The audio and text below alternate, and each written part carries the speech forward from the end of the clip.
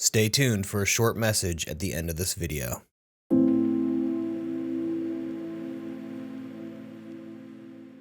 August 5th, 2011. A commercial Russian court has gathered and seen enough evidence to issue a general arrest and seizure warrant of any or all Russian-based terror group labs property after an alarming discovery was made. Not only had terror group's labs been procuring illegal military equipment and real estate in the Norvinsk region, but the local government around the Tarkov area had enabled them. The reasoning behind this collusion is still unclear to this day, but the fact that the local Tarkov government was working hand in hand with terror group means that this seizure warrant had to be taken all the way to the top. It was to be handled by the Russian FSB. Similar to the FBI in the United States, the FSB is Russia's premier counterintelligence investigative force. The seizure was to be a fairly simple affair. Although Terror Group was notorious in the region for posting up ring upon ring of USEC operators all around its facilities and territories, there was little concern that the day would end in bloodshed. After all, it's not like this was some kind of military invasion.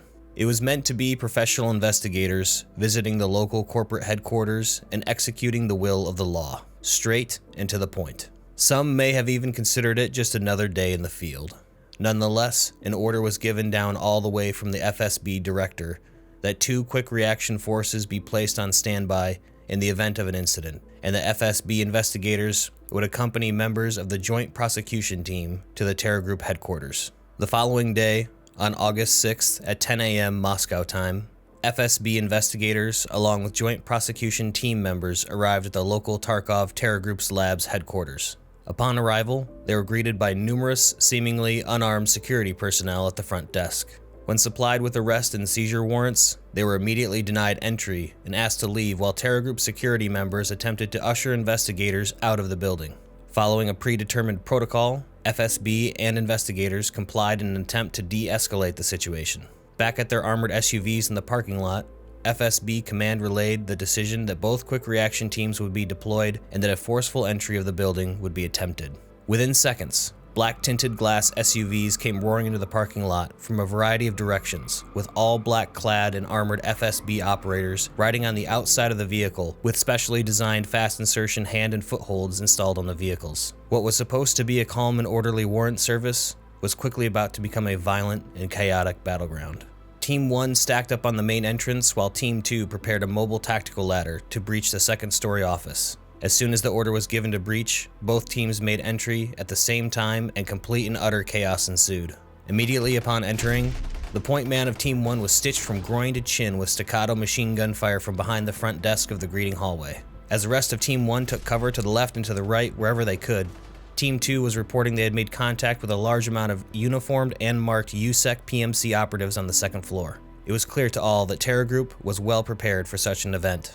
Despite the professional office setting, Team 2 was reporting the use of hand grenades, as well as visible heavy weapons being carried by some USEC.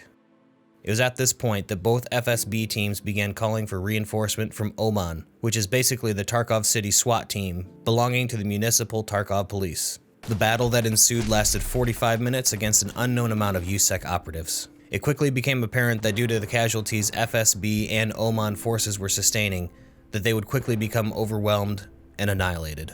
The retreat order was given, and as the quick reaction teams covered for one another, abandoning their dead and dying, they made their way towards their armored SUVs in the terror group's labs parking lot. As the final team members grabbed onto the handholds of their SUV containing numerous investigators and officials, a rocket-propelled grenade was fired from the second-story window by an unknown USEC operator.